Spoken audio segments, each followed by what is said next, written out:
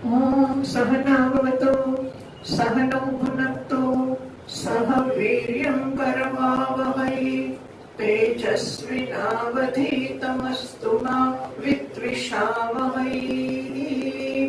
ॐ शान्ति शान्ति शान्तिः।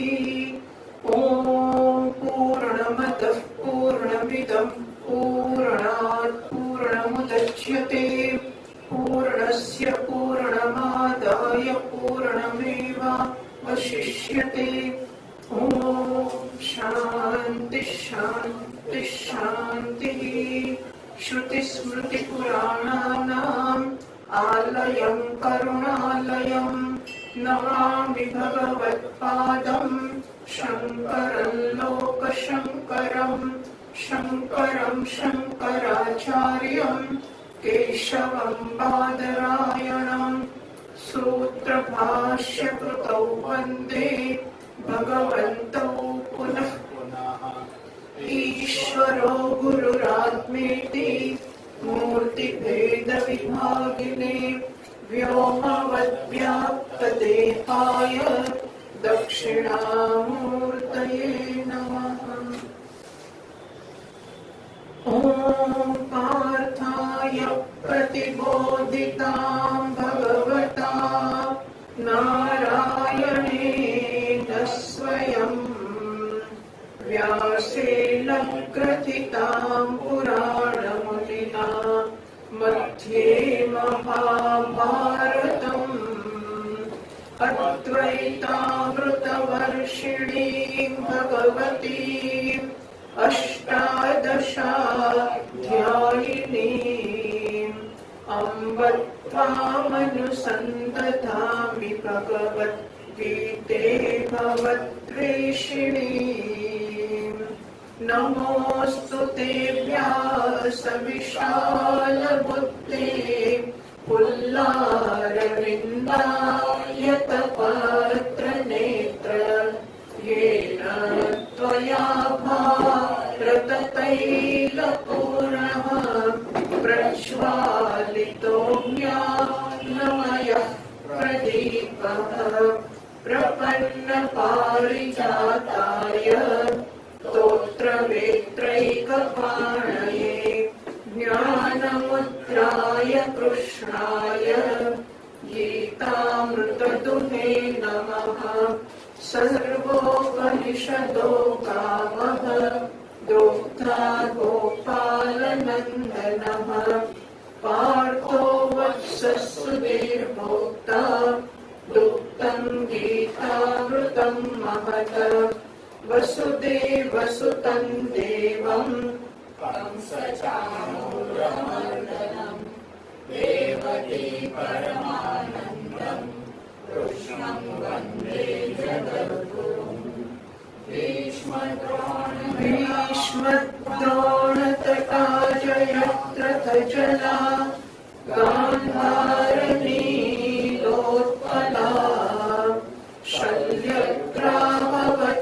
कृपेण वहनी कर्णेन वेलाकुला अश्वत्थामविकर्णघोरमपरा दुर्योधनावर्तिनी सोत्तीर्णा खलु पाण्डवैर्णनदीकैवर्तकः केशवः पाराशर्यवचः सरोजममलं गीतार्थगन्धोत्कटम् नानाख्यानगकेसरं हरिकथा सम्बोधनाबोधितम् लोके सज्जनषट्पदैरहरहः पेदीयमानं मुदा भूयात् भारतपङ्कजं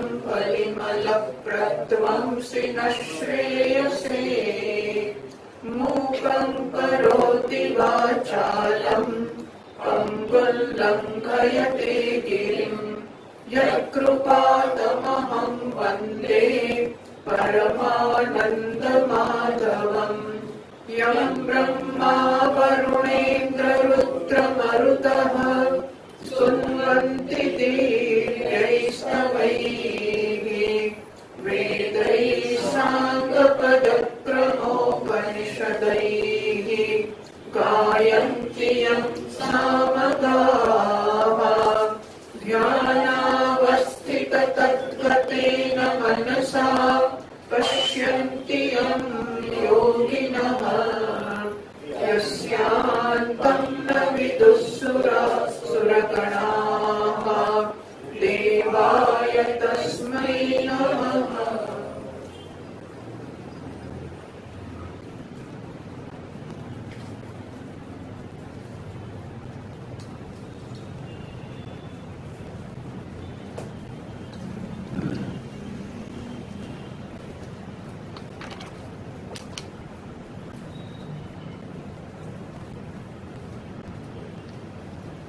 ભગવદ ગીતા બ્રહ્મ વિદ્યાનો ઉપદેશ કરે છે. સામાન્ય રીતે બ્રહ્મ વિદ્યાનો ઉપદેશ અરણ્યમાં થતો જોવામાં આવે છે, પણ આ બ્રહ્મ વિદ્યા જે ભગવદ ગીતા છે એનો ઉપદેશ યુદ્ધ ક્ષેત્રમાં થયો છે.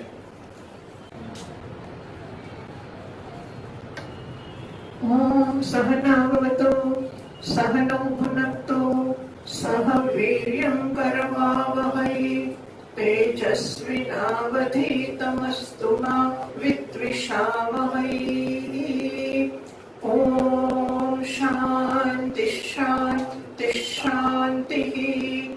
ओम पूर्णमदः पूर्णमिदं पूर्णात् पूर्णमुदच्यते पूर्णस्य पूर्णमादाय पूर्णमेवावशिष्यते. ओम शांति शांति शांतिः.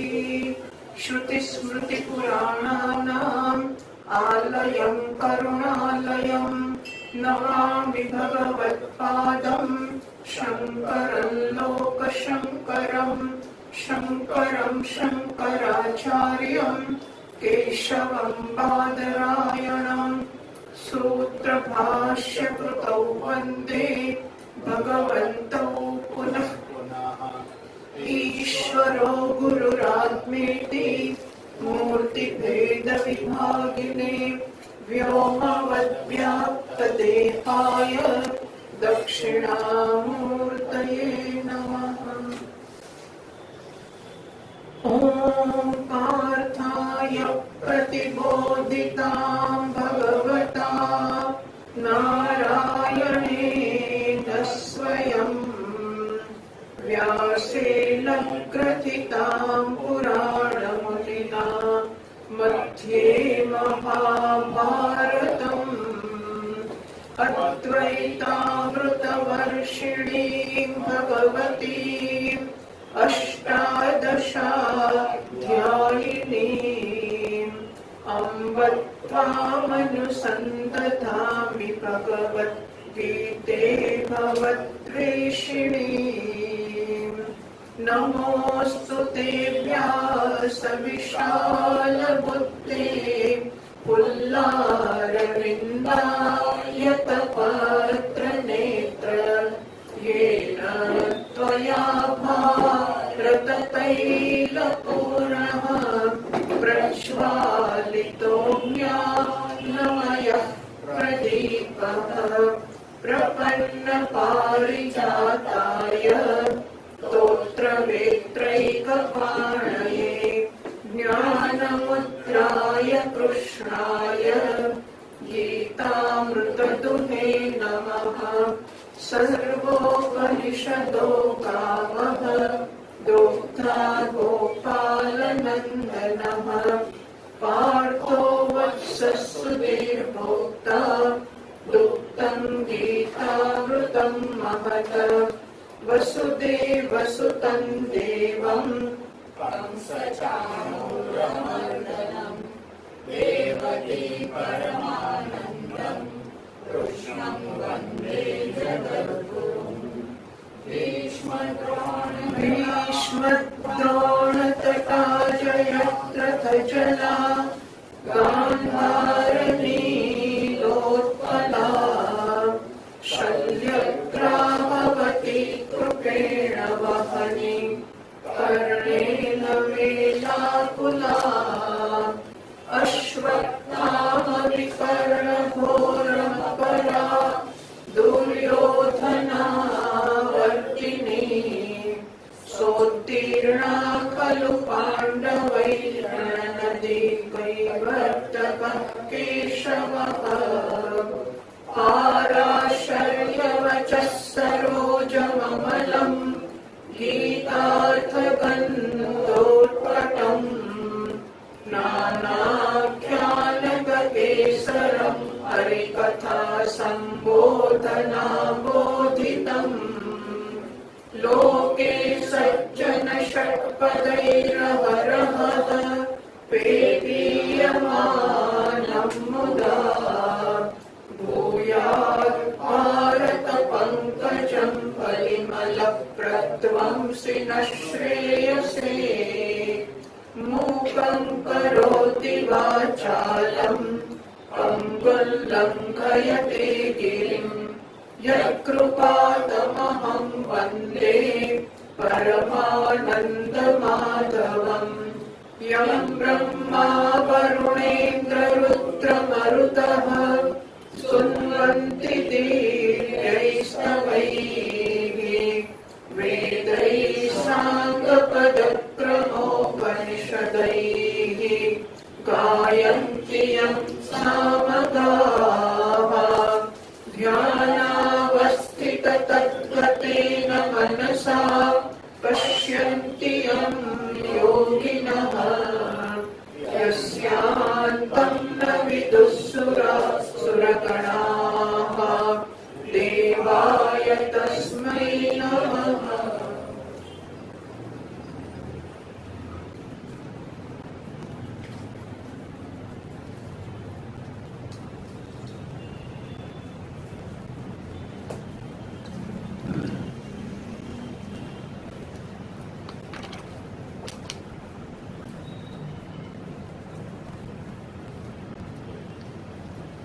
ભગવદ ગીતા બ્રહ્મ વિદ્યાનો ઉપદેશ કરે છે. સામાન્ય રીતે બ્રહ્મ વિદ્યાનો ઉપદેશ અરણ્યમાં થતો જોવામાં આવે છે, પણ આ બ્રહ્મ વિદ્યા જે ભગવદ ગીતા છે એનો ઉપદેશ યુદ્ધ ક્ષેત્રમાં થયો છે. તો અર્જુન જયારે સામપક્ષમાં જુએ છે ભીષ્મ દ્રોણને, અને એનામાં પેલો સત્વગુણ હતો ને એ ઉભરાઈ આવે છે. અર્જુન વિચારે છે કે રાજ્ય ભોગ સુખ બધું અગત્યનું છે, એમાં શંકા નથી, પણ શું એટલા અગત્યના છે કે સ્વજનોને મારી નાખવા આપણા બસ આવી દો? સ્વજનોને આપણે આપણા જ હાથે, અને આપણા સ્વજનો ભીષ્મ પિતામહ, દ્રોણાચાર્ય અને દુર્યોધન વગેરે જે હોય તે કાકાઓના છોકરા ભાઈઓ છે, આ બધાને, અને આટલો મોટો વિનાશ, બે ચાર હોય તો એ ધૂળ નાખી હજારો ને લાખો પૃથ્વી પરના બધા જ યુવાનો કે શક્તિશાળી પુરુષોનો નાશ થશે, અને આપણા પક્ષે થશે જ. તો શું રાજ્ય ભોગ સુખ એટલા બધા મહત્વના છે કે જેને માટે આ લોકોને મારી નાખવા જોઈએ? જો વિચારો, કોઈ પણ સંવેદનશીલ વ્યક્તિના મનમાં એકવાર આ જન્મે પછી એ યુદ્ધનું કામ કરી શકે કે નહીં? બરાબર, ના જન્મે ત્યાં સુધી કરી શત્રુઓ છે ને મારવાના છે, સીધી વાત. એમાં મોટું શું છે? ક્ષત્રિય ધર્મ યુદ્ધ કરવા આવ્યો હોય, રાજા અને સત્તા છે એ લોકોની, ગમે તે રસ્તે ચાલતા ક્ષત્રિયનું કામ એટલું ન હોય, પણ જે રાજાના સ્થાન ઉપર છે કે આવવાનો છે એનું તો એ કામ છે જ ક્ષત્રિયનું કે ધર્મ યુદ્ધ કરવું ને અધર્મને મારી નાખવા, અને મારા હકનું રાજ્ય મેળવું, એમાં તો કશો પ્રશ્ન જ નથી આવતો. એટલે સ્વધર્મની બાબતમાં જો જરા પણ મનમાં અવઢવ કે અનિશ્ચિતતા ના જન્મે તો પ્રશ્ન જ નથી. પણ એક વાર જો આ વિચાર આવી ગયો કે અરે રે, હું એટલો સ્વાર્થી ને એટલો ભોગી છું કે મારા ભોગ માટે હું જાતે મારા સ્વજનોને મારી નાખીશ? ખલાસ. આ વિચાર આવતાની સાથે અર્જુનના મનમાં સંઘર્ષ પેદા થયો. અહીં આવતા સુધી અર્જુનના મનમાં સંઘર્ષ નહોતો, સ્પષ્ટ હતો. ક્ષત્રિય હતો, રજોગુણી માણસ હતો અને પોતાના હકનું મેળવવા એ તત્પર હતો. તો ધર્મનું ભાન આ પ્રકારનું જન્મ્યું એને, ત્યારે ધર્મ હંમેશા ભોગ માંગે છે.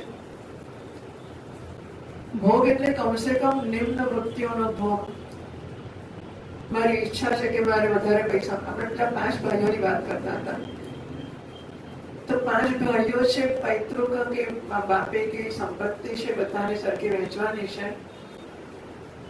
પણ 5માના 4 ભાઈઓ સારા ઠેકાણે પડેલા છે અને એમની કશી સંપત્તિ કોઈને નામે તો ચાલે એવું છે. એ વખતે પેલો 5મો ભાઈ છે એ કશું કમાયો નથી કોઈ કારણથી, ધારો કે માનસિક નબળાઈ છે, જે છે તે છે, તો પછી આપણને એવું થાય ને કે કઈ નહીં, આપણો હક છે પણ જતો કરી, પેલો બિચારો ભૂખે મરે છે. એટલે હકને જતો કરીને પણ કોઈકને મદદરૂપ થવાનું કે પોતાના સ્વજનને મદદરૂપ થવાનો વિચાર સામાન્ય માણસને પણ આવી શકે. તો અર્જુન તો ધર્મનો ધર્મનું અનુસરણ કરનારો માણસ છે. એટલે એના મનમાં જન્મ્યો કે ભલે હકનું પણ છે પણ હકને માટે મારી નાખવા, એવું તો કેવી રીતે થાય? એટલે અર્જુનના મનમાં જે સંઘર્ષ જન્મે ને કે ધર્મ કયો ને અધર્મ કયો, ક્ષત્રિય તરીકેનો ધર્મ, એનો ધર્મ યુદ્ધ કરવાનો છે. સામાન્ય મનુષ્ય તરીકે એનો ધર્મ સ્વજનોને ન મારવા, હિંસા ન કરવી, જરૂર પડે તો પોતાનો હક જતો કરવો, આ એનો ધર્મ છે સામાન્ય મનુષ્યનો. ક્ષત્રિય તરીકે, ક્ષત્રિય રાજા તરીકે વિશેષ ધર્મ છે, એનો ધર્મ યુદ્ધ કરવાનો અને ધર્મનો અધર્મ પર વિજય મેળવવાનો. સામાન્ય અને વિશેષ ધર્મમાં હંમેશા વિશેષ ધર્મ બળવાન હોય છે. સામાન્ય છે કે સાધકે ભાઈ ઠંડા પાણીએ નાવાનું શીખવું જોઈએ, તેથી ક્ષારને રાખવી જોઈએ. પણ વિશેષ ધર્મ છે કે અત્યારે ઠંડી ટેમ્પરેચર અમદાવાદમાં 4 ડિગ્રી થઈ ગયો છે, જે સામાન્ય થતું નથી, અને ઉપરથી આપણને તાવ આવ્યો છે, તો વિશેષ ધર્મ છે કે આજે તો ગરમ પાણીએ સ્નાન કરવું જોઈએ. તો સામાન્ય કરતા વિશેષ ધર્મ બળવાન છે. અર્જુનના કિસ્સામાં ક્ષત્રિય ધર્મનું પાલન કરીને ધર્મ યુદ્ધ કરવું એ બળવાન ક્ષત્રિય ધર્મ હતો, પરંતુ એનામાં પેલા સામાન્ય ધર્મ, મનુષ્યના ધર્મએ અત્યારે માથું મુશ્કેલે સંઘર્ષ પેદા કર્યો. સંઘર્ષ પેદા થયો એની સાથે અર્જુન ફસાઈ પડ્યો. અર્જુન પહેલા અધ્યાયના બધા 47 શ્લોકો અને બીજા અધ્યાયના 10 શ્લોકો સુધી આ સંઘર્ષથી વાત કરે છે. એ સંઘર્ષ અને વિષાદ એના જે શ્લોકોમાં વ્યક્ત થાય છે. ધીમે ધીમે આ કરતા કરતા એનામાં એ સંઘર્ષ ઓછો થતો ગયો અને સ્પષ્ટ રૂપથી સત્વગુણ વૃદ્ધિ પામતો ગયો. ત્યારે પછી એને નક્કી કર્યું કે મને સમજ નથી પડતી. સમજ નથી પડતી એ સમજવું બહુ મોટી વાત છે, કારણ કે જ્યારે આવું મન થાય ત્યારે એને લાગે છે કે હું કેટલો ડાયો છું. વિચાર કરો કે માણસ જયારે એમ સમજે કે મારે મારો હક જતો કરવો, તો એ બધે સ્તુત્ય કહેવાય કે ના? સ્તુતિ યોગ્ય જ કહેવાય ને. બધાને એમ થાય કે કેટલો શાણો છે, કેટલો ડાયો છે, કેટલો ઉદાર છે, કેટલો ધર્મનું આચરણ કરનારો છે, કે પોતાનો હક જતો કરીને પણ સ્વજનોને મારવા નથી માંગતો. બધા અભિનંદન આપે કે ના આપે? આપે ને. બધા પોતે પોતાને અભિનંદન આપે, દુનિયા પણ આપે. એ એવું માને કે દુનિયા મને અભિનંદન આપશે. દુનિયા આપતી નથી, પણ એને એના જે મૂંઝવણ છે કે જે બુદ્ધિ એની છવાઈ ગઈ છે તમો ગુણથી, એમાં એને એવું દેખાય છે કે હું ડાપણનું કામ કરી રહ્યો છું અને એ કામ માટે દુનિયા મને અભિનંદન આપશે. વિચાર કરો કે અર્જુન યુદ્ધ છોડીને ભાગી ગયો હોત, અધર્મનો નાશ ના થયો હોત અને ધર્મ જીતી ના શક્યો હોત, દુનિયા અર્જુનને અભિનંદન આપત? અર્જુન દયા કરે, અર્જુનની અહિંસા આચરે, અર્જુન આટલો બધો ઉદારતા દાખવે, અભિનંદન યોગ્ય કરો કે નહીં? અત્યારે અર્જુનની બુદ્ધિ એને એમ કહે છે કે તું અભિનંદનને યોગ્ય થઈશ જો તું યુદ્ધ નહીં કરો ગાતા આપીશ તો. બરાબર છે?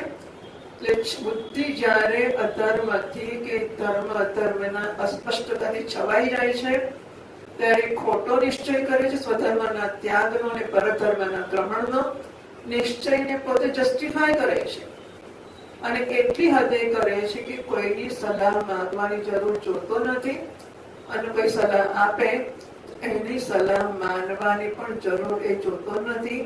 એ પોતાની દલીલો ના પણ હું તો એટલો ડાયો, એટલો ઉદાર, એટલો જુઓ તો ખરો કેટલો દયાળુ છું, હું કેટલો ઉદાર છું, કેટલો પ્રેમાળ છું. તો તમને મૂર્ખ બનાવે કે તમે એની પાછળ ઉદાર ના થઈશ. એમ જે ઉદારતા દાખવતો હોય તમે ઉદાર ના થઈશ તો તમે ડાયા કે ડાયો? કોણ ડાયો? એ ડાયો ને. ઉદારતા દાખવે ડાયો કહેવાય. ઉદારતા ના દાખવીશ એવું કે એને આપણે અભિનંદન આપીએ, એને આપણે ગુરુ ગણીએ, એને સલાહ માનીએ? ના માનીએ ને, કારણ કે આપણે બહુ ડાયા છીએ. તો જેનો જે ધર્મ છે, જે કરવાનું છે કે ન કરીને કોઈ ડાપણનું કામ નથી કરતો. અર્જુનનું કામ ધર્મયુદ્ધ કરવાનું છે અને અર્જુનને જ્યારે એને એવું મન થઈ જાય હું તો ભિક્ષા માંગીશ, પહેલી નજરે એટલું સુંદર લાગે કે વાહ, એના જેવો તો દયાળુ કોઈ દુનિયામાં થયો જ નથી, અર્જુન જેવો અહિંસક કોઈ થયો નથી એવું લાગતું હોય ત્યારે ભગવાન એને ઉપદેશ ઓટને ઉભો થશે, પાયલાને લડવા બેઠો છે. એટલે આ જે અર્જુન છે જેને સમજાયું કે મારી દલીલો ખોટી છે, મારી કઈક ભૂલ થઈ રહી છે, ભલે હું મને અભિનંદન આપું છું, હું ડાપણનું કામ કરું છું, પણ કંઈક કર પડશે. બરાબર?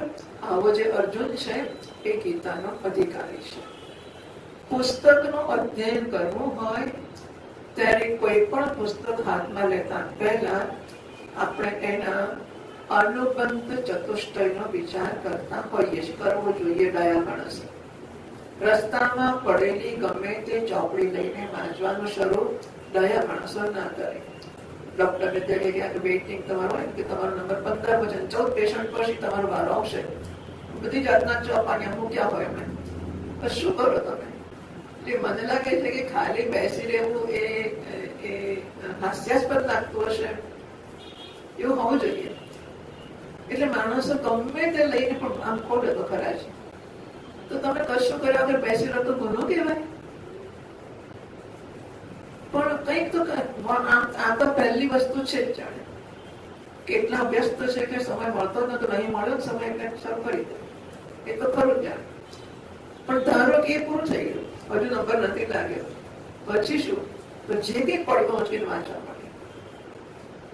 પણ ડાયા માણસો પુસ્તક હાથમાં લેતા પહેલા વિચારે કે આ કયું પુસ્તક છે અને મને એમાંથી શું મળશે, એ કામનું છે કે નથી. એટલે પહેલો તો પુસ્તકનો અધિકારી કોણ છે, વિષય કોણ છે? તો માનો કે વિષય એનો ઇતિહાસ છે, તો મને ઇતિહાસના એ પુસ્તક તો નક્કી થયું કે ઇતિહાસના વિષયનો છે, પણ મારે પરીક્ષા આપવાની છે ગણિતને, અને ગણિતમાં મારે પહેલો નંબર લાવવાનો છે, તો ઇતિહાસના પુસ્તકનો અધિકારી હું ખરો કે નહીં? બહુ સુંદર પુસ્તક છે ને આપણે ગુજરાતનો ઇતિહાસ તો ભારતનો સાચો ઇતિહાસ જાણવો જ જોઈએ અને ગુજરાતનો તો જાણવો જ જોઈએ પહેલા, પછી ભારતનો. ચાલો તો આ તો આપણને ખબર હોવી જ જોઈએ આપણને કેટલો ખોટો ઇતિહાસ બનાવ્યો છે, કશી સાચી ખબર જ નથી, અને સાચી કેટલી મહાન વસ્તુઓની ખબર નથી આપણને, જે આપણે જાણવી જોઈએ. આપણા દેશને, દેશવાસીઓને, દેશને માટે જે આપણી આઝાદી માટે લડ્યા એવા મહાન લડવૈયાઓને પોતાના પ્રાણપાત્ર એ બધાને આપણે ઓળખવા જોઈએ, જાણવા જોઈએ. આવું બધું કહેવામાં આવ્યું હોય હવે ત્યારે ઇતિહાસમાં જાણવું જોઈએ કે ના જાણવું જોઈએ? જાણવું જોઈએ. આપણને ખબર નથી કે સાચો ઇતિહાસ શું છે. મારી મહિના પછી પરીક્ષા છે, હું ગણિતની ચોપડી લેવા ગયો છું અને ઇતિહાસની સાચા ભારતીય ઇતિહાસની બહાર પડેલી સાચી ચોપડી સાંભળીને પડી છે, મારે વાંચવાની કરી છે.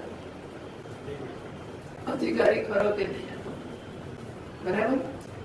મને અધિકારી નથી. મને જે વિષયમાં રસ છે કે જે વિષય મને ઉપયોગી છે, ગણિતની પરીક્ષા આપવી છે, હું અધિકારી ગણિતના પુસ્તકનો છું ઇતિહાસનું પુસ્તક ગમે તેટલું સારું હોય કે સાચું હોય, મારે ઉપયોગનું નથી.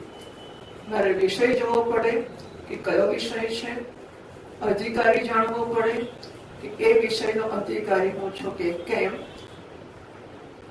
એના પછી ગણિતનું તો છે પુસ્તક, પણ ગણિતનું પુસ્તક ગણિતમાં એમએસસી કરનારનું છે અને મારે તો હજુ બીએસસી ની પરીક્ષા આપવાની છે. તો એ પુસ્તક મારે કામનું કરવું જોઈએ. પુસ્તકનું પ્રયોજન શું છે? એ એમએસસી માં પાસ કરાવનારું છે. મારું પ્રયોજન બીએસસી માં પાસ થવાનું છે. તો એ મારું પ્રયોજન સિદ્ધ નહીં કરી આપે, માટે મારે ઉપયોગનું પુસ્તક નથી. અધિકારી, વિષય, પ્રયોજન, સંબંધ, આ ચોથો અનુબંધ છે. સંબંધ પુસ્તક વાંચ્યા પછી મારે જે પ્રયોજન સિદ્ધ કરવું છે એ મેળવવામાં મારે વચ્ચે શું કરવું પડશે. જેમ કે ખીચડી કેવી રીતે બનાવવી એ વાંચ્યા પછી દાળ ચોખા બધું લાવવું પડે ને, કે વાંચ્યું એટલે ખીચડી નહીં થઈ જાય. વાંચ્યા પછી દાળ ને ચોખા ને તપેલી ને હળદર ને મીઠું ને બધું લાવો ને ગેસ ચલાવો ને મૂકો ને કુકર બધું કરો, અડધો કલાક રાહ જો, પછી ખીચડી થશે, પછી ખવાશે. તો હું જે ખીચડી કરવાની પ્રક્રિયા વાંચું છું અને ખીચડી ખાવાનું પ્રયોજન સિદ્ધ થશે, એની વચ્ચે સંબંધ એ છે કે મારે વાંચ્યા પછી એ પ્રમાણે ખીચડી બનાવવી પડશે, તો મને ફળ મળશે.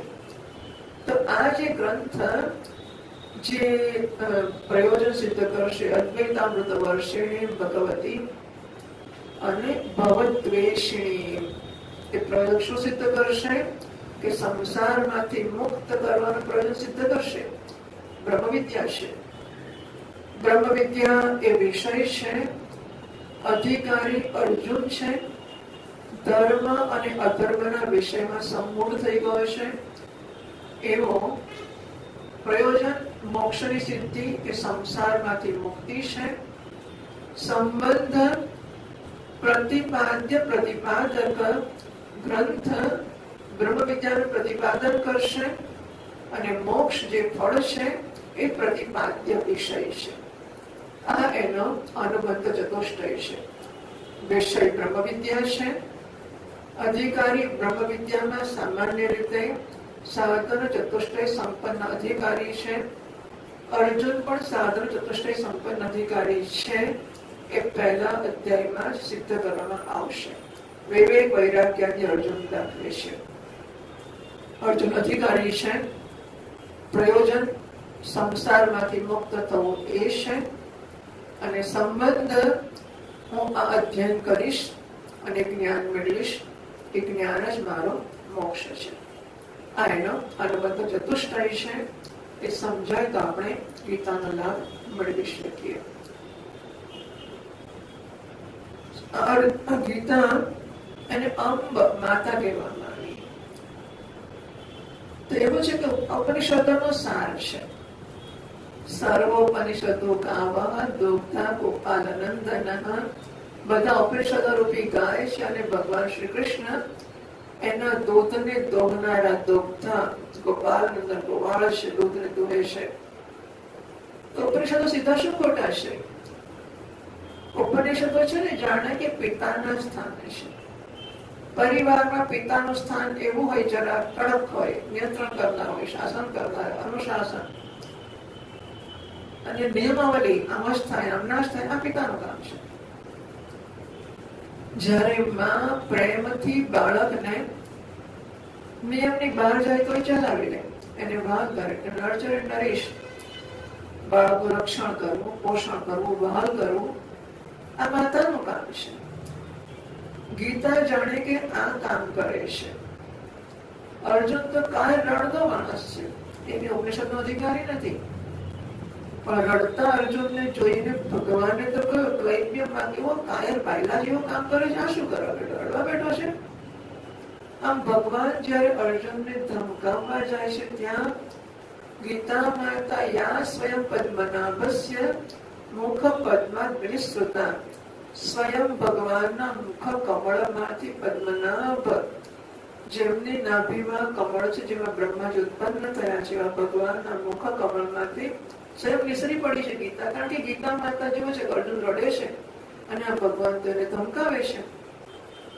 તો ગીતા માતાનું કામ કરી રહી છે, એ પ્રેમ કરે છે, આશ્વાસન આપે છે, માટે એને માતા કહેવામાં આવી છે. ભગવદ ગીતાનો પહેલો શબ્દ છે ધર્મ ક્ષેત્રે, કુરુક્ષેત્રે. ધર્મ પ્રથમ શબ્દ છે, બતાવે છે કે ભગવદ ગીતાનો મુખ્ય વિષય ધર્મ છે. શરૂઆતમાં ધર્મ, સ્વધર્મ, અંતે ધારયતિ ધર્મ, સમગ્ર વિશ્વને જે ધારણ કરે છે ધર્મ છે, અને એ નારાયણ છે, મારું સ્વરૂપ છે. આ મુખ્ય અર્થમાં પણ ધર્મનું નિરૂપણ કરવામાં આવશે. આ ગીતાનો વિષય છે. અને થોડા પરિચય સાથે ગીતાના શ્લોકો આપણે થઈ ગયા છે 9. એ આપણે હું બોલાવું છું, તમે એ પ્રમાણે બોલજો.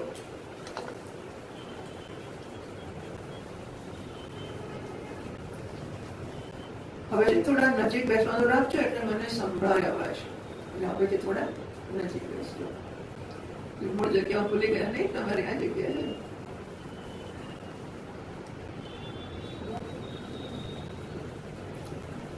अथ प्रथमोऽध्यायः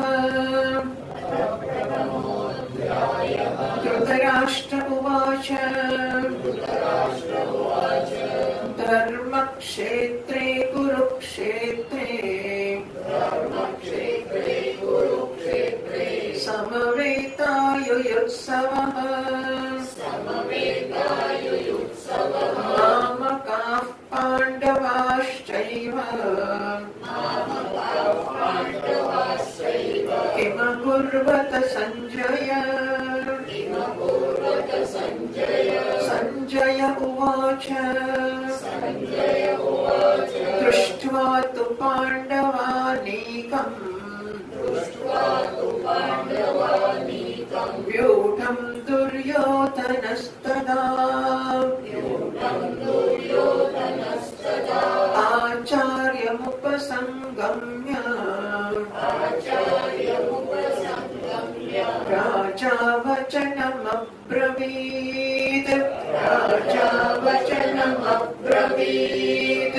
पश्यैतां पाण्डुपुत्राणाम्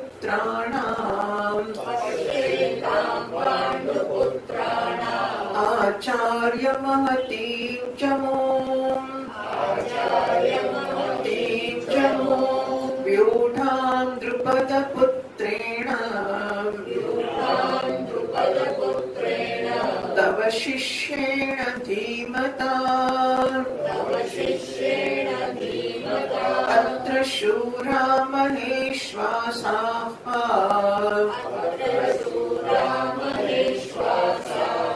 भीमार्जुन समायुधि युयुधानो विराटश्च द्रुपदश्च महारथः दृष्टकेतुश्चेकितानः काशीराजश्च वीर्यवान् पुरुजित् कुन्तिभोजश्च शैब्यश्च नरपुङ्गवः युधामन्युश्च विक्रान्तः उत्तमौजाश्च वीर्यवान् सौभद्रो द्रौपदेयाश्च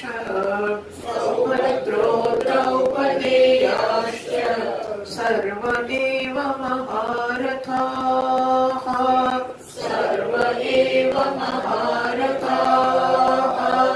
अस्माकं तु विशिष्टाये तान् निबोध द्विजोत्तमा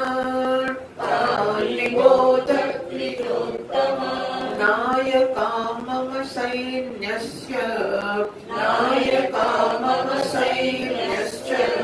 संज्ञार्थं तान् ब्रवीमि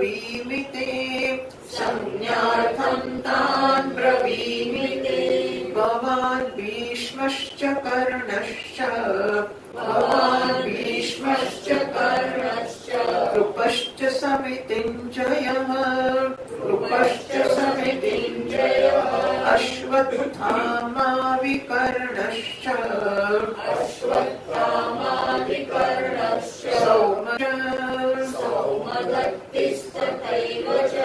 अन्ये च बहवः शूराः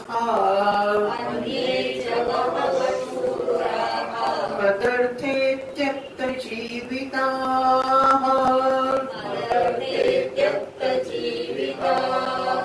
नानाशस्त्रप्रहरणाः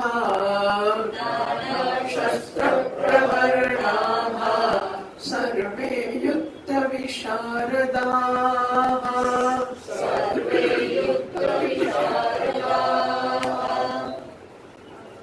ધૃતરાષ્ટ્રને હવે જાણવાની ઈચ્છા થઈ યુદ્ધ ક્ષેત્રમાં શું થઈ રહ્યું છે. આ તેણે પૂછ્યું ધર્મ ક્ષેત્રે કુરુક્ષેત્રે સમવેતઃ યુત્સવઃ. ધૃતરાષ્ટ્ર આંખોના તો અંધ છે પણ બુદ્ધિના અંધ છે. એટલે માત્ર ચર્મ ચક્ષુ જ નહીં પણ એમને જ્ઞાન ચક્ષુ પણ નથી. એટલે ધૃતરાષ્ટ્રને એવું સૂચતું નથી કે આ યુદ્ધને હું રોકી શકું. હજુ પણ ધૃતરાષ્ટ્ર ઈચ્છે તો સૂચના આપી શકે, યુદ્ધને રોકી શકે. એવું ના કરી શક્યા કારણ કે મામકાહ પાંડવાશ્ચૈવ, પાંડવો એને માટે પારકા છે. તમે એક કલ્પના તો કરો કે એક વડીલ છે, દાદા, જેના 2 છોકરાઓ છે. એટલે ધૃતરાષ્ટ્રને પાંડુ ભાઈઓ છે, બરાબર? એટલે એક પોતાનો છોકરો છે, પોતાના ભાઈનો છોકરો છે, ભાઈ મરી ગયો છે. પોતાના 100 છોકરાઓ છે, પેલા બિચારા 5 છે. આ 100 દુષ્ટ છે, અધર્મના માર્ગે ચાલનારા છે. એમની પાસે એમના પોતાના ભાગનું રાજ્ય છે, એમને મળવાનું કારણ નહોતું. જો ખરી વાત એવી છે કે આખું રાજ્ય કાઢી ધૃતરાષ્ટ્ર અંધ હતા એટલે રાજ્ય મળી ના શકે. એટલે પાંડુનું રાજ્ય છે અને પાંડુ એટલે પાંડુના સંતાનોને પાંડવોને આખું મળે. તો એ અડધું એમને આપણે હસ્તિનાપુર આપ્યું છે કે અડધું રાજ્ય એમનું અડધું આમનું, એમ કરીને એમને આપ્યું છે. એ તેમની પાસે છે જ. એ છતાંય દુર્યોધન પાંડવોનું પડાવી લેશે, પાછું નથી. યુદ્ધ એક તો જુગાર રમીને છેતરીને એમને કાઢી મૂકે, પણ એને માટે જ રાજ્ય નહોતું આપવું એમને. એના પછી પણ પાછું 13 વર્ષ જઈનારા પછી નથી આપવું એને. તો ધૃતરાષ્ટ્રએ કોઈ પણ માણસ હોય તેને એવું ના કહેવાનું હોય કે તું એને આપી દે. શું સમજે છે તારા મનમાં? આ છોકરાઓ આટલું તમે હેરાન કર્યા, આટલું ખરાબ કામ કર્યું અને 13 વર્ષ રહીને પાછા આવ્યા છે તો આપવાનું જ હોય. પેલો બિચારા કે છે મને 5 ગામ આપશો તો ચાલશે, પેલો શાંતિથી રહીશું, યુદ્ધને ટાળી શકાય તો ટાળો. આ બધા પછી પણ દુર્યોધનની ઈચ્છાને પૂરી કરવા માટે ધૃતરાષ્ટ્ર કહે છે કે 100ની અણી મૂકવા જેટલું પણ સ્થાન, ભૂમિ તમને યુદ્ધ વગર નહીં મળે. આ બધું ધૃતરાષ્ટ્રની એકની જ, દુર્યોધનની કે શકુનીની ગમે તે ઈચ્છા હોય. જો ધૃતરાષ્ટ્ર ઈચ્છ્યો તે બંધ કરી શક્યા હોત. એ ધૃતરાષ્ટ્રે બંધ ના કર્યું યુદ્ધ. અને એ માણસ પાછો કહે છે કે પેલા પાંડવો તો મારા નથી, આ મારા છે. 100 છોકરાઓ અધર્મથી જીવે છે, અધર્મથી લઈ લીધું છે અને એમને કે ભાગ નથી આપતા તો એ મારા છે. એમણે અને પેલા પાંડવોએ યુદ્ધના ક્ષેત્રમાં કુરુક્ષેત્રમાં ભેગા થઈને શું કર્યું? એને એમને રખેને હજુ એટલે ગુનો પાંડવોની બુદ્ધિ ચાલવી છે, સદબુદ્ધિ. ખબર નથી જોઈતું કોને સદબુદ્ધિ ચાલવી જોઈએ? પાંડવોને કે અમારી યુદ્ધ, આવું યુદ્ધ કરવા આટલા બધાને મારી નાખવાને આપણે ભૂમિ, એના કરતા જંગલમાં આપણે 13 વર્ષ તો રહ્યા છે. બીજું આપણે ટેવ પડી જ ગઈ છે જંગલમાં જવાની, તો ફરી જંગલમાં જઈને રહી શકાય ને? આ લોકોને રાજમહેલમાં રહેવાની ટેવ પડી ગઈ છે એટલે એ મહેલ વગર એમને નહીં ચાલે. પણ પાંડવોને તો જંગલમાં રહેવાની ટેવ પડી ગઈ છે, કુટિયાઓમાં, ઝૂંપડાઓમાં. તમે રહો ને ઝૂંપડામાં, શું કામ યુદ્ધ કરવા આવ્યા છે? ધૃતરાષ્ટ્રને એમ કે આ ધર્મ ક્ષેત્ર છે, એમાં આવીને પાંડવોની આટલી દુષ્ટ બુદ્ધિ છે એ જતી રહે અને સદબુદ્ધિ આવી જાય અને વિચારે કે યુદ્ધ નથી કરવું, કદાચ છે એવું થઈ જાય. કિંમત પૂર્વ તમે શું કર્યું? ત્યાં જઈને પાછા વળી ગયા, યુદ્ધ માંડી વાળ્યું. યુદ્ધ એટલે યુદ્ધ કરવાની ઈચ્છા વાળા. માત્ર યુદ્ધ ક્ષેત્રમાં આપણે પણ કુરુક્ષેત્ર જતા હોઈએ છીએ યાત્રા કરવા માટે, ફરવા માટે. તો એ લોકો ફરવા નથી આવ્યા, યુયુત્સવ યુદ્ધ માટે આવેલા છે. એ કુરુક્ષેત્રમાં આવ્યા છે, યુદ્ધ માટે આવ્યા છે, અને આ ધર્મ ક્ષેત્ર છે. ભેગા થયા, ભેગા થઈને એમણે શું કર્યું? આ ધર્મની પ્રાપ્તિનું ક્ષેત્ર છે, એમાં જઈને એમણે ધર્મનું અર્જન કર્યું. માણસ આ શરીરમાં આવે છે દૈવી આસુરી સંપત્તિઓ લઈને, એને માટે કે જેથી કરીને ધર્મનું અનુષ્ઠાન કરશે, અધર્મ પર વિજય પ્રાપ્ત કરતો જશે, અને દૈવી સંપત્તિની વૃદ્ધિ કરતા કરતા કોઈક રીતે આ મનુષ્ય જન્મને સફળ કરશે. એવું યુદ્ધ આ શરીરમાં ચાલી રહ્યું છે. એમાં જઈને શું કરે માણસે? જીવાત્માએ માણસના શરીર, આ શરીરનું કુરુક્ષેત્ર છે. માણસના શરીરમાં જઈને જીવાત્માએ શું કર્યું? સંજય જવાબ પણ શરૂઆત કરે છે. દુર્યોધન યુદ્ધના બંને બાજુના સેનાઓ ગોઠવાઈ ગયેલી છે. દુર્યોધનની ટીમ એનો પક્ષ વ્યૂહમાં ગોઠવાયેલો તૈયાર છે, અને એ જુએ છે કે બંને પક્ષના જે યોદ્ધાઓ છે એમાં ભીષ્મ દ્રોણ મારા પક્ષે છે ખરા, પછી ચિંતાનો વિષય છે, કારણ કે પાંડવ એમને વહાલા છે, અને માટે એ જોઈએ એટલું બરોબર દિલ દઈને યુદ્ધ નહીં કરે. અંજય કરશે, આપણને છેતરશે, એ આપણને જીતાડવાનો પ્રયત્ન, કારણ કે પાંડવોને માર તો જીતાડાય ને. કૌરવને જીતાડવા એટલે શું? 5 પાંડવોને મારી નાખો તો જ કૌરવો જીતે, બાકી તો જીતી જ ના શકે, જ્યાં એકે જીવતો હોય ત્યાં સુધી. તો શું એ લોકો તૈયાર થાય કે ના? ભીષ્મ દ્રોણને મારવા તૈયાર નહીં થાય. એટલે એને દુર્યોધનને દ્રોણાચાર્યના મોઢામાંથી કેવડાવવું છે કે ચિંતા ના કરીશ બેટા, હું છું, તને જીતાડીશ. એટલે દુર્યોધન દ્રોણાચાર્યને ઉશ્કેરવા માટે એમની પાસે જાય છે. એટલે નિશ્ચય રાજકારણી પણ ખરો અને દુષ્ટ પણ ખરો. દૃષ્ટવા તો પાંડવાનિકમ વ્યુઢમ, પાંડવોનું સૈન્ય જ્યારે વ્યુહમાં ગોઠવાયેલું સામે જોયું ત્યારે એનાથી જરા હતપ્રભ થઈ જઈને, સ્તબ્ધ થઈ જઈને આચાર્ય દ્રોણની પાસે જઈને રાજા કહે છે કે દ્રોણાચાર્ય જુઓ, તમારી સામે કેવા કેવા લોકો ઉભા છે. મોટી સેના લઈને, દ્રૌપદીનો પુત્ર ધૃષ્ટદ્યુમ્ન છે, એ સેનાપતિ છે, એ કોણ છે? તમારો શિષ્ય છે, બુદ્ધિમાન છે, એ તમારી સામે અત્યારે યુદ્ધના ક્ષેત્રમાં ઉભેલો છે. અને જુઓ, ભીમ અને અર્જુન જેવા મહાન યોદ્ધાઓ છે, શૂરવીર છે, મહાન ઈશુ એટલે એમના મહાન ધનુષ અને બાણ છે. યુધાનઃ વિરાટ દ્રુપદ મહારથ. તો મહારથ એને કહે છે જે એકલો જ 10,000 ધનુર્ધરોની સાથે યુદ્ધ કરે, શસ્ત્રમાં પ્રવીણ હોય, કુશળ તો હોય જ, અને એકલો 10,000 યોદ્ધાઓ સાથે યુદ્ધ કરી શકે, એને મહારથી કહેવામાં આવે છે. એક માણસને 10,000 યોદ્ધા એટલે શું? પણ એક સ્ત્રીઓએ, ઝાંસીની રાણી લક્ષ્મીબાઈ આવી કેટલી સ્ત્રીઓએ કેટલા હજારો સૈનિકો સામે યુદ્ધ કર્યા છે. લાખો સૈનિકો સામે આ પ્રતાપ, રાણા પ્રતાપ અને શિવાજીના છોકરાનું બહુ કામ કર્યું છે. એ સંભાજી ને શાહજીના પિતાજીનું નામ છે. તો શિવાજીની પાસે સંભાજી પણ બહુ જ કામ કર્યું છે. જેનું નામ ઓછું, શિવાજીનું નામ વધારે જાહેર થયું, સંભાજીનું ઓછું જાહેર થયું છે.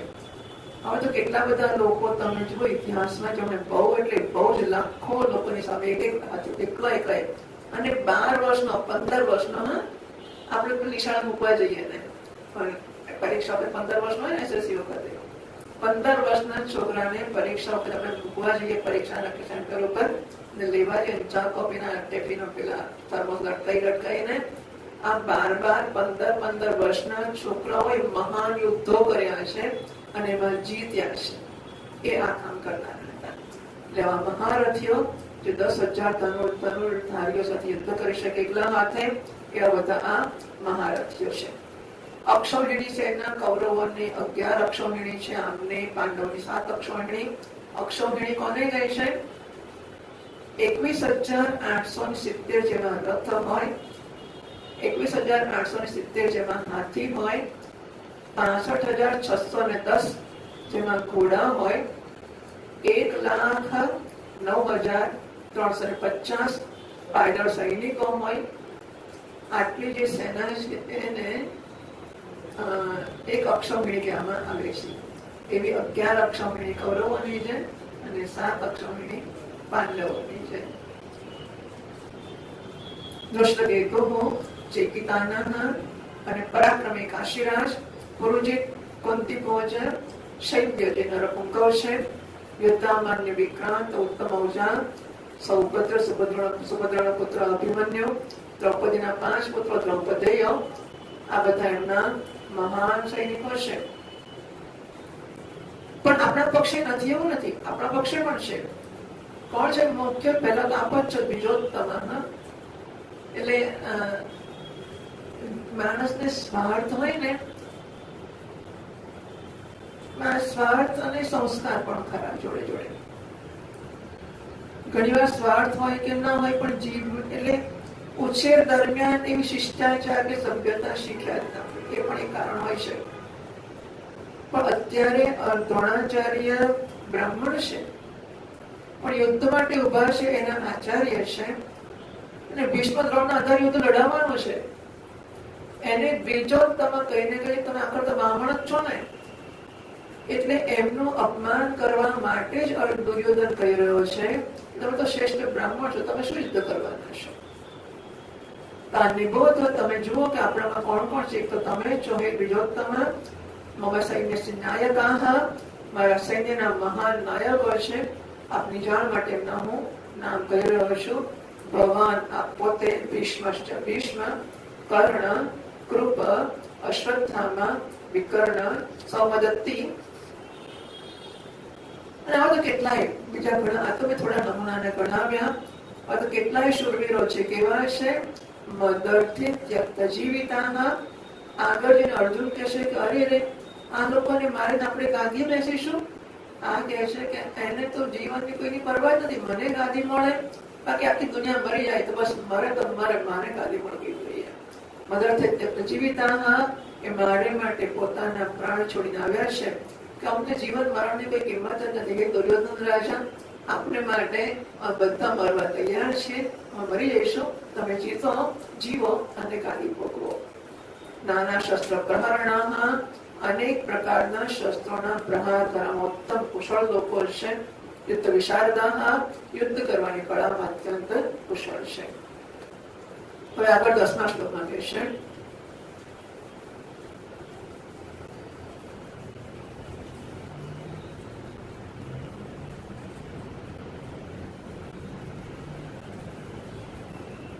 અપર્યાપ્તમ તદસ્માકમ બલમ ભીષ્માભિરક્ષિતમ પર્યાપ્તમ ત્વિદમે તેષાં બલમ ભીમાભિરક્ષિતમ. અપર્યાપ્તમ અને પર્યાપ્તમ આ શબ્દો વિશેષ પ્રકારના છે. પણ બીજો અર્થ એવો થાય, પૂરતું છે એટલે કે જોઈએ એટલું યોગ્ય છે, અને અપૂરતું એટલે યોગ્ય નથી, એવું થયું ને. પણ બીજો કેવો અર્થ થાય? પર્યાપ્ત એટલે આટલું સીમામાં છે, અપર્યાપ્ત એટલે કે અસીમિત છે, અનંત છે. બરાબર? એવો અર્થ થાય. પર્યાપ્ત એટલે આટલું માપમાં, અપર્યાપ્ત માપ વગરનું અનંત છે. તો અપર્યાપ્ત અસ્માકમ બલમ, બલમ એટલે સેનાના અર્થમાં છે. આપણી જે સેના છે, આપણી સેનાનું જે પૌરુષ છે તે કેવું છે? અપર્યાપ્ત, અનંત છે. આપણે તો વાત જ ક્યાં કરવી? ભીષ્માભિરક્ષિત, ભીષ્મ જેવા રક્ષણ કરનારા છે. દ્રોણાચાર્યને કહે છે કે ભીષ્મ રક્ષણ કરે છે માટે આપણું અનંત છે, તમે કરો છો માટે નહીં. હા, તો દ્રોણાચાર્યને મેળા મારવાના કેવા પ્રકારો છે દુર્યોધનના. એમને કહે છે કે ભીષ્મ સૂક્ષ્મ બુદ્ધિ વાળા છે, એમના વડે રક્ષાયેલો આપણો જે બળ છે કે સેના છે, અનંત છે. જયારે સામેની સેના કેવી છે? ભીમાભિરક્ષણમ, ભીમ ચપળ બુદ્ધિ વાળો છે. ભીષ્મ છે અત્યંત સૂક્ષ્મ બુદ્ધિ વાળા છે, કુશળ બુદ્ધિ વાળા છે, જયારે ભીમ તો અત્યંત ચંચળ બુદ્ધિ વાળો છે. અને માટે એમની સેના કેવી છે? પર્યાપ્ત એટલે કે સીમિત છે. એમની સીમા મહાન શક્તિ વાળી નથી, અત્યંત સીમિત છે. એટલે બંને કરી શકાય. એમ કહેવા માંગે છે કે આપણી સેના અનંત છે અને સામે પાંડવોની સેના છે અત્યંત નાની છે, સેમ જ છે. પણ આપણે કહ્યું કે બીજો અર્થ જાણવા જઈએ તો એમ થશે કે અપર્યાપ્ત છે એટલે કે અપૂરતું છે. પોતે જ પોતાના શબ્દોમાં કહે છે કે આપણી સેના અપૂરતી છે, ત્યારે સામેની સેના છે પર્યાપ્ત છે, પૂરતી છે. ત્યાં ચિંતાનું કઈ કારણ નથી.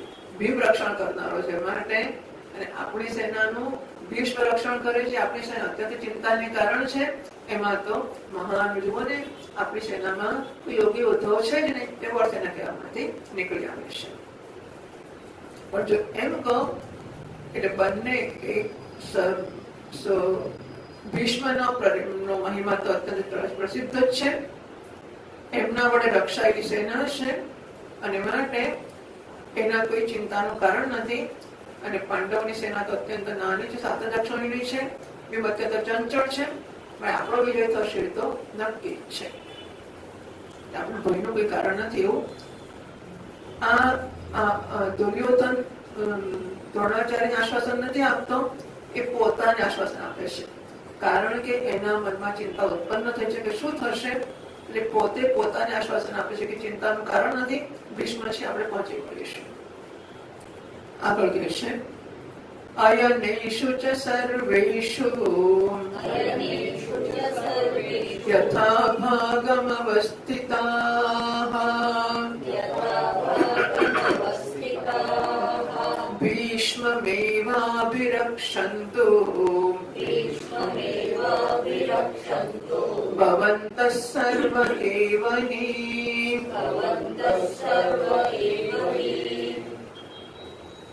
અયન શું? અયન એટલે સેના. આ સેનામાં ચારે બાજુથી યથાભાવમાં અવસ્થિતાઃ બધા યોદ્ધાઓ છે, એ પોતપોતાના સ્થાન ઉપર યોગ્ય રીતે ગોઠવાઈ જાય અને ભીષ્મનું બધા ચારે બાજુથી રક્ષણ કરે. ભીષ્મ છે ત્યાં સુધી વાંધો નથી, ભીષ્મ આપણે જીતાડશે. માટે આપણા સેનાના બધા યોદ્ધાઓ છે એમણે વ્યૂહ પ્રવેશ માર્ગેશુ, તો વ્યૂહ એટલે ચોક્કસ પ્રકારની યોજના. સેનાને કઈ રીતે ગોઠવવી, અમુક રીતે ગોઠવી હોય પ્રવેશ કરવાના.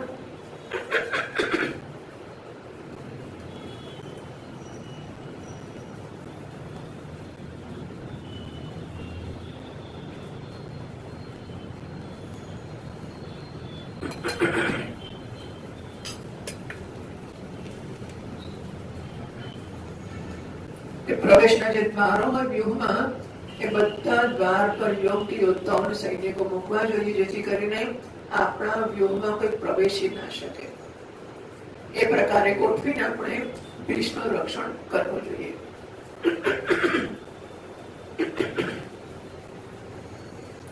આગળ ને પાછળથી બધા લોકો નિરીક્ષણ કરતા રહે અને ભીષ્મ સેનાપતિ એમનું રક્ષણ કરે.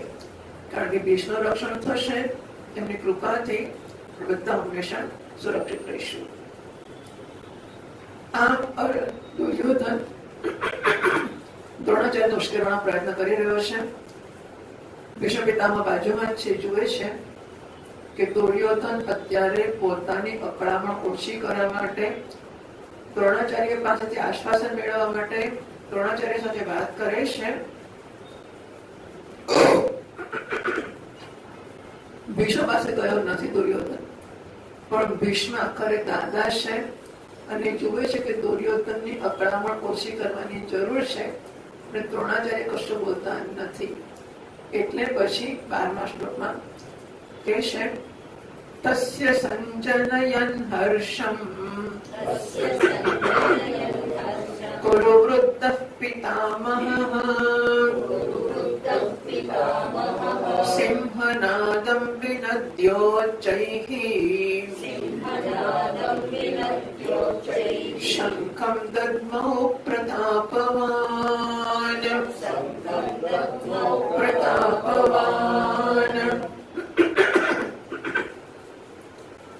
અર્જુન દુર્યોધન જે બિચારા બહુ ગભરાઈ ગયો હતો. તસ્ય હર્ષમ સંજયન, એનામાં હર્ષ એટલે કે હિંમત પેદા કરવાને માટે વૃદ્ધ, બધા કૌરવોમાં વૃદ્ધ, એવા ઉંમરથી તો વૃદ્ધ ખરા જ, પરંતુ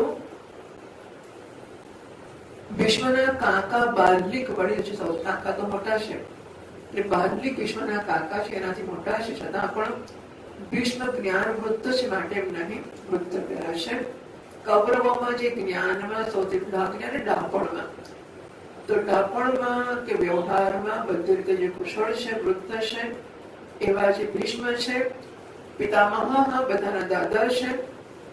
દાદાની તો એક ફરજ આવે છે કે બધાનું રક્ષણ કરો. છોકરું જરાક સારું હોય, ખોટું હોય, નબળું હોય, હોશિયાર હોય, જે હોય તે દાદા બધાને પ્રેમ કરતા છે, બધાની ચિંતા કરતા હોય. જુએ છે કે દુર્યોધન અત્યંત ગભરાઈ ગયો છે અને મૂંઝાયો છે, ત્યારે પછી ભીષ્મ પિતામહ એને આનંદિત કરવાને માટે, એને સ્વસ્થ કરવાને માટે, પ્રસન્ન કરવાને માટે સિંહનાદ વિનંતી જય મોટો સિંહનાદ કર્યો, મોટેથી સિંહનો જે અવાજ કર્યો અને પાછળ શંખમ દત્તનો પ્રતાપ, ભગવાન પોતાનો અત્યંત પ્રતાપી એવો જે શંખ હતો એને એમણે ફૂંક્યો. એટલે કે યુદ્ધની જાહેરાત સૌથી પહેલી મહાભારતમાં ભીષ્મ પિતામહે યુદ્ધ શંખ ફૂંક્યો અને સિંહનાદ કર્યો, એનાથી યુદ્ધની જાહેરાત થઈ છે. કુરુક્ષેત્રમાં બંને સેના, કારણ કે સેનાવીનો ભીડ એકદમ લડવા ના મળે, એમને આજ્ઞા આવે કે હા હવે શરૂ કરો આક્રમણ, પછી આક્રમણ થાય. એટલે સેનાને જયારે સૂચના આપવામાં આવે ત્યારે જ આક્રમણ થાય. ભીષ્મ પિતામહ એના સેનાપતિ છે, એમણે સિંહનાદ કર્યો અને શંખ મૂક્યો, એટલે યુદ્ધના આરંભની આ નિશાનીની સૂચના એમણે આપી. જે બી એમણે કારણ કે બીજા કોઈ કશું ના કરે, સેનાપતિના ઓર કોઈ કશું ના કરી શકે. સેનાપતિ સિંહનાદ કર્યો અને સેનાપતિ જયારે યુદ્ધ શંખ ફૂંક્યો યુદ્ધનો, તરત જ પાછળ 13મા શ્લોકમાં કહે છે તત શંખાશ્ચ ભેર્યશ્ચ પણવાનક ગોમુખા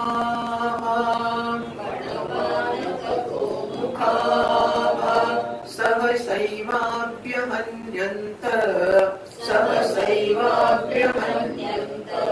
સશબ્દસ્તુ લોભવત. તરત જેવો ભીષ્મ પિતામહે શંખ મૂક્યો, શંખાશ્ચ ભેર્યશ્ચ પણવ આનક ગોમુખા, એમના બધા આખા સૈન્યમાંથી બધા જ લોકો, કારણ કે બધાને પોતપોતાનું વાજિંત્ર હોય, પોતપોતાનો ધ્વજ હોય, પોતપોતાનું પદનું ચિહ્ન હોય, પોતાનો રથ હોય, પોતાનો સારથી હોય, બધાનું પોતપોતાનું હોય.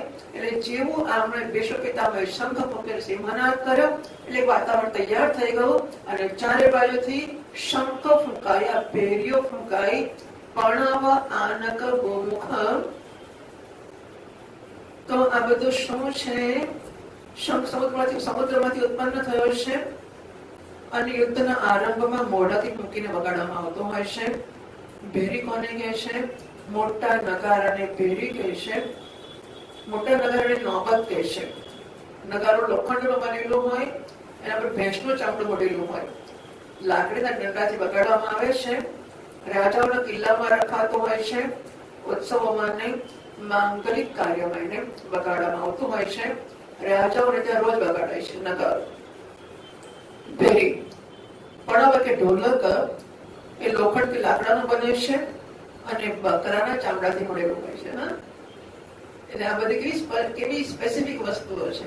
પણવ છે એ ઢોલક લોખંડ કે લાકડામાંથી બનાવે છે અને એને બકરાના ચામડાથી મળેલું હોય છે. હાથથી લાકડીથી વગાડાય છે.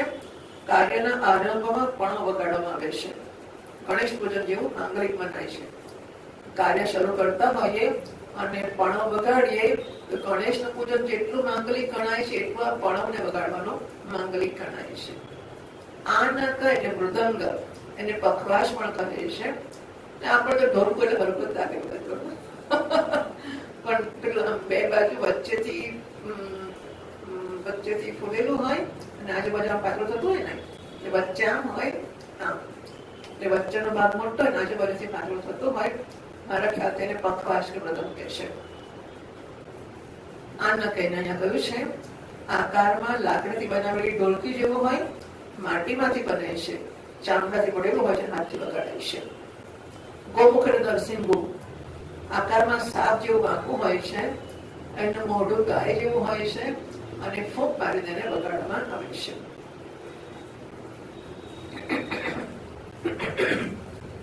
તો શંખ, ભેરી, પણવ, આનક, ગોમુખ એટલા ઝડપથી એટલી સાથે વાગ્યા કે જાણે કે જાતે જ ના વાગ્યા હોય. એટલે માણસો બગાડે તો કંઈક વિચાર કરે, આમ કે કંઈક શરૂ કરે, આમ કરે. આ તો જેવો શંખ ફૂંકા ને ભીષ્મ પિતામહ દ્વારા એની સાથે બધા એક જાતે જ જાણે કે બધા વાજિંત્રો યુદ્ધના છે એ વાગી ઉઠ્યા. સશબ્દસ્તુ મૂલો ભવત સહસા એવ એકાએક જ સહસા એટલે એકાએક જ અભ્યહન્યંત જાતે જાણે કે બધા પોતે વાગી ઉઠ્યા. જાતે નથી વાગ્યા, બગાડવાથી વાગ્યા છે, પણ એટલા ઝડપથી વાગ્યા અને એવો મહાન અવાજ ધમધમાવીને થવા માંડ્યો, જાણે કે એવું લાગ્યું બધા ભીતો બોલવા માંડી, વૃક્ષ બોલવા માંડે એવું લાગે આપણને. એમ બધા વાજિંત્રો જાતે જ પોતાની મેળે વાગવા માંડે એવું લાગ્યું. શબ્દ હતો મનોભવત અને મહાન અવાજ એનો ચારે બાજુ ફેલાઈ ગયો, મોટો અવાજ થયો. અને ત્યારે 14મા શ્લોકમાં કહે છે તત શ્વેતૈર્હયૈર્યુક્તે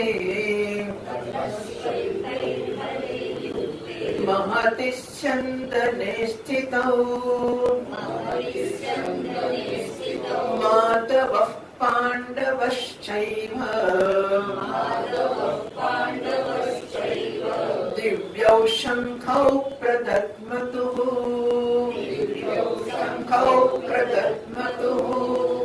ભગવદ ગીતા ભગવાનનો પ્રવેશ આ 14મા શ્લોકમાં થાય છે. તતઃ શ્વેતૈઃ હયૈઃ યુક્તઃ. જો હવે આ રથોના વર્ણન થશે, ઘોડાના વર્ણન થશે, શંખના નામ આવશે, શંખના વર્ણન થશે. પેલું તો અડધી લીટી પતી ગયું, બધાના વાજિત્ર વાગ્યા પૂરું થઈ ગયું. પછી પાંડવની સેનાનું વર્ણન સંજય કરે છે. હા, સંજય ધૃતરાષ્ટ્રને કહે છે, ધૃતરાષ્ટ્રનો મંત્રી છે, પણ એ પણ પાંડવોનો પક્ષધર છે. એટલે પાંડવોના કેવા સુંદર રીતે વર્ણન કરે છે. શ્વેતૈઃ હયૈઃ યુક્તઃ. 4 સફેદ ઘોડા જોડેલો રથ છે. સફેદ ઘોડા એ સત્વગુણ બતાવે છે. મહતિ મોટો મહાન રથ છે. સ્યંદન એટલે રથ, સ્યંદને સ્થિતૌ મોટા વિશાળ રથ ઉપર જેને 4 ઘોડા જોડેલા છે એના પર બેઠેલા માધવ પાંડવશ્ચૈવ. માધવ ભગવાન શ્રી કૃષ્ણ અને પાંડવ એટલે અર્જુન દિવ્ય શંખ પ્રદદ્મતોઃ એમણે પોતાના દિવ્ય શંખોને ફૂંક્યા.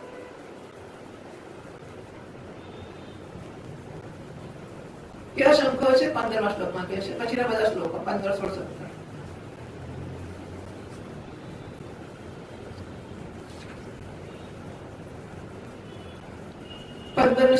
આપણે પાંચજન્યમ ઋષિકેશઃ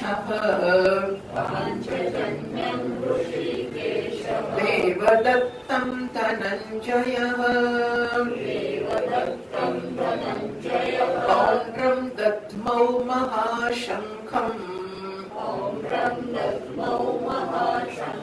ભીમકર્મા વૃકોદરઃ अनंत विजयं राजा कुंती पुत्रो युधिष्ठिरः नकुलः सह देवश्च सुघोषमणि पुष्पकौ.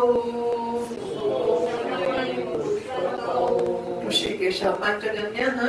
ભગવાન ઋષિકેશે પાંચજન્ય નામનો શંખ મૂક્યો. બધા શંખોના નામ છે.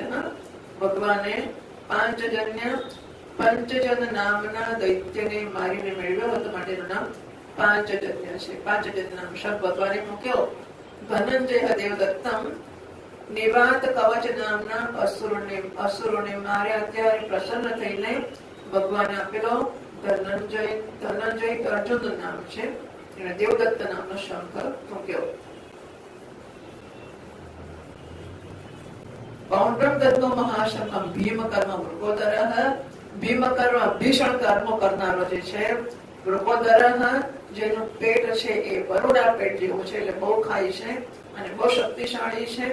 એવો જે ભીમ છે એને પૌંડ્ર નામનો શંખ છે એ મહાશંખ છે એને ફૂંક્યો. પૌંડ્ર દેશના રાજાને જીતીને આ શંખ મેળવ્યો છે માટે એનું નામ પૌંડ્ર છે, શંખનું નામ.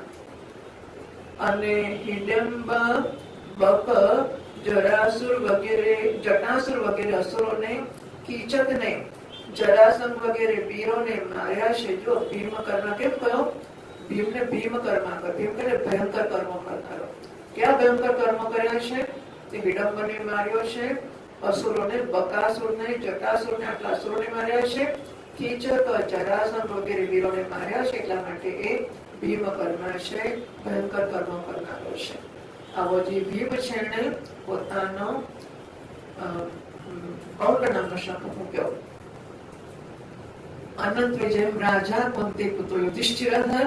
યુધિષ્ઠિર અત્યારે રાજા નથી, પણ સંજય કહે છે કે રાજા યુધિષ્ઠિરે પોતાનો અનંત વિજય નામનો શંખ છે એ મૂક્યો. અને નકુલ સહદેવ માદ્રીના પુત્રો છે. એમણે નકુલ સહદેવશ્ચ સુઘોષ મણિપુષ્પક, તો નકુળનો સુઘોષ અને સહદેવનો મણિપુષ્પક નામનો શંખ છે. સુઘોષ એટલે જેનો અવાજ બહુ સુંદર છે, મોટો છે. મણિપુષ્પક એટલે મણિ જડિત ફૂલ જેવો છે. એવો શંખ એ સહદેવનો છે. નકુલ અને સહદેવ બંને પણ પોતપોતાના આ બંને શંખ, સુઘોષ અને મણિપુષ્પક નામના ફૂંક્યા. આમ બંને પક્ષેથી અત્યારે હવે યુદ્ધની જાહેરાત થઈ ચૂકી છે. ઓમ પૂર્ણમદઃ પૂર્ણમિદં પૂર્ણાત પૂર્ણમુદચ્યતે પૂર્ણસ્ય પૂર્ણમાદાય પૂર્ણમેવાવશિષ્યતે. ઓમ શાંતિ શાંતિ શાંતિ. શંકરં શંકરાચાર્યં કેશવં બાદરાયણં સૂત્રભાષ્યકૃતૌ વંદે ભગવन्तौ પુનઃ પુનઃ. ઈશ્વરો ગુરુરાત્મેતિ મૂર્તિભેદવિભાગિને વ્યોમવદ્વ્યાપ્તદેહાય દક્ષિણામૂર્તયે નમઃ.